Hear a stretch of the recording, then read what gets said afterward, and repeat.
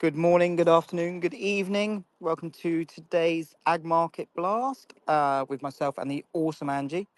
It's Tuesday, the 17th of December, if I recall correctly. There is Angie now. I'm going to invite the co hosts. There we go. Morning, Boyd. Come on down, Miss Angie. For those of you that aren't aware, this is obviously the agricultural roundup, rapid fire roundup, in fact, of the latest pricing, flows, and market moving news, brought to you by the awesome goddess of grain herself, Angie. And are you there? Over. It's me. I am Angie. Yeah. Apparently, I Well, like Ron Burgundy style. I am the yeah, goddess of grain. absolutely. So Yeah, I think happy so. Tuesday! Excited to be here, ready to party. So Well, over to you. Did I do the? No, I don't think I did the legals. Nothing I don't discussed on think the you did Spaces either. I was session. gonna say I didn't hear them, but sometimes I Oh no, don't. I So don't think I did. I don't think I okay, did. So nothing discussed on this basis session constitutes trading or investment advice or infers any kind of endorsement by PIQ Global Limited, Traders PIQ or PIQ Suite, or indeed the hosts, which, as I've already said, is the wonderful goddess of grain herself, and myself, Ryan. would that cover me in a legal like in the court of law? You think like if I was like the goddess of I, grain? They're like, you mean I, Angie I, Setzer? I would certainly, I would die on this hill for you.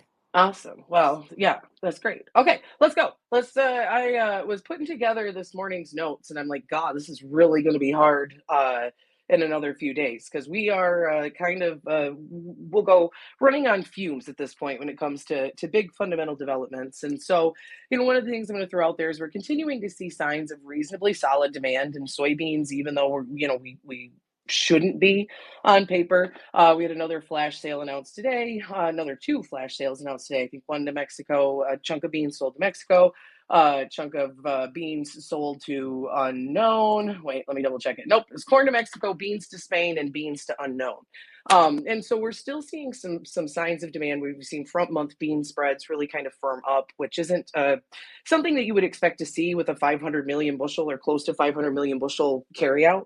There's a lot of attention on what's going on in Brazil, and for good reason. It looks like they're going to produce another 20 million metric ton, 750 million bushels, give or take, of soybeans this year versus last year. We do have some incrementally larger demand, but not enough to soak up all of those beans. And so we have this sort of yin and yang. We have these sort of negative ideas when it comes to what Brazil's production is going to mean for U.S. demand going forward.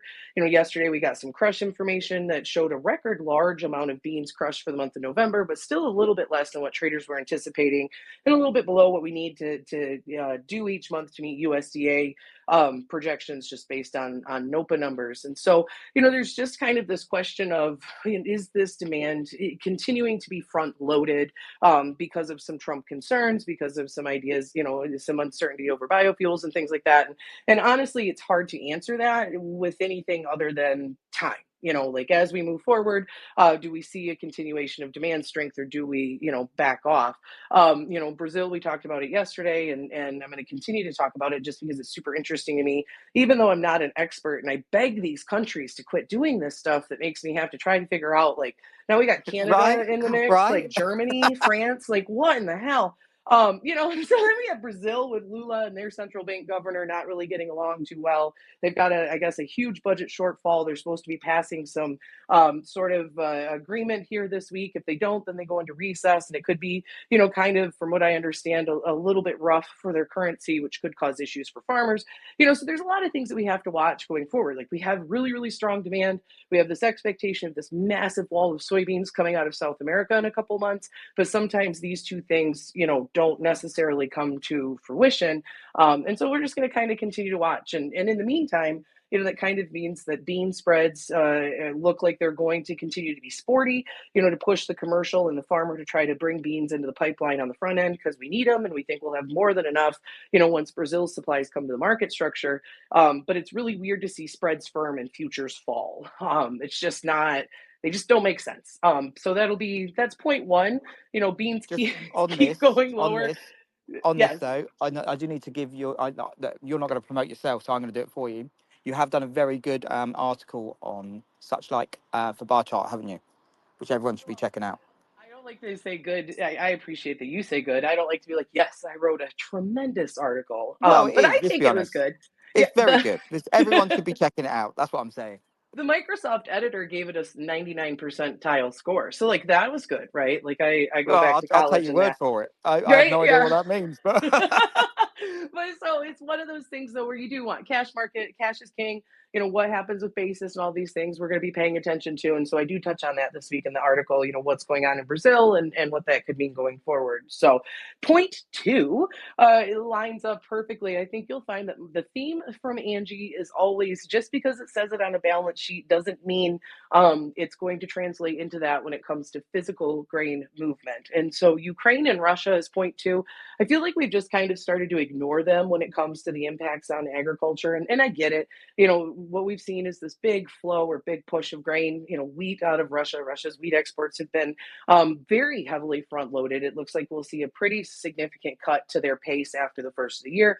You know, Ukraine needs to get as much out as they possibly can just because they have uncertainty over what it will look like down the road for them. And so you've seen this big flow of grain into the pipeline, and many people who aren't accustomed to watching the everyday sort of developments, you know, would be kind of surprised to learn that a not only do we have a significant cut in overall production out of the Black Sea, we had a drought. You know, we had some big issues with production there, hot and dry weather. You know, some record-setting heat and dryness over the summer that really limited production. But then we're also now starting to hear for the first time, you know, in quite some time, that Ukraine, you know, Russia's attacks on Ukraine's energy infrastructure and their logistical infrastructure and some of these things is starting to limit their ability to ship grain. And so, you know, one of the factors that we've seen, and one of the things that we saw, you know, directly after the invasion, was how do we make sure that we don't limit grain movement out of the Black Sea, which is why, you know, we had that huge spike in prices for a few months, and then suddenly we kind of saw everything relax because we'd subsidized and been able to facilitate this movement. You know, and so the one thing that will be interesting to me is not only the reduction in supply availability and what that will mean, and some of these changes that we've seen in export tax laws and things like that out of both Russia and Ukraine. But also going forward, you know, we have Russia making its fastest advances since the start of the invasion on the front line. You know, they're continuing to attack Western areas and the infrastructure that's over there. You know, and the idea is that once Trump gets into office, we're going to freeze these front lines. At least that's the idea, you know, like that's the thought. And so then what does that mean? And so if you're a grain buyer, if you're someone out there right now who's looking to source supplies, you know, spring, summer timeframe, you're probably not looking at Ukraine right now as someone that you're going to rely on to be a supplier in 6 months. Not saying that they won't be, just saying that if you wanted to bet as a grain buyer, you're probably not going to bet unless it's super cheap, you know, and makes sense. And so that's going to be one of the things we're going to have to pay attention to here as we move forward, is just this lack of supply availability that we haven't seen in a while out of an area that's really pushed cheap grain into the pipeline for the last couple of years. I'll stop there in case you have a question. no, that's good. That's good. All good so far. All right, point three, and the last one, and the one that took me the hardest to kind of come up with at this point, is just goes back to, we talked about it a bit yesterday, trader sentiment. You know, do we see any sort of outside market shift?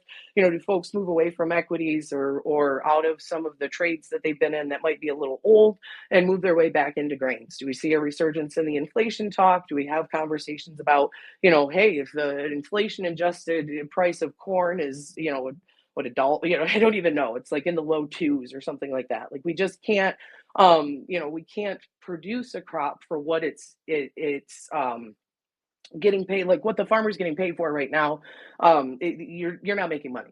And so, you know, there's a lot of talk out there. Could you see a reduction going forward? Could you see some folks kind of move their way back into grains like we saw in 2020, you know, which was the last time that we were really well below the cost of production when it came to growing corn and soybeans and things. And so, you know, that's one of the things I'm going to be paying attention to as we work our way through the holiday and beyond. We had seen, you know, speculators kind of work to build one of the larger long positions that they've had in a hot minute here in corn, just kind of quietly. And I mean, they've done it as the farmer has been puking their bushels. I shouldn't say puking, but they've been aggressively selling bushels into the pipeline. And so the farmer's been selling, the speculator has been buying, you know, relatively aggressively. And so is that a sign of things to come?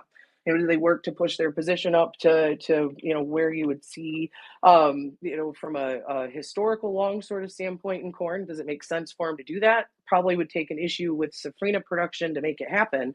But yeah, one of the things I'm going to be watching going forward is trader sentiment and whether or not we see a shift in cash flow from those outside markets back to these lowly commodities because they're a great buy. Wink. So there, that's it. Perfect. Perfect. Well, I think we've nailed it. Absolutely awesome. Angie, as always, thank you so much for coming on and giving us the ag market roundup. Listeners, thank you as always for tuning in. And yeah, we will catch you all tomorrow. Take care. Have a good one. Goodbye.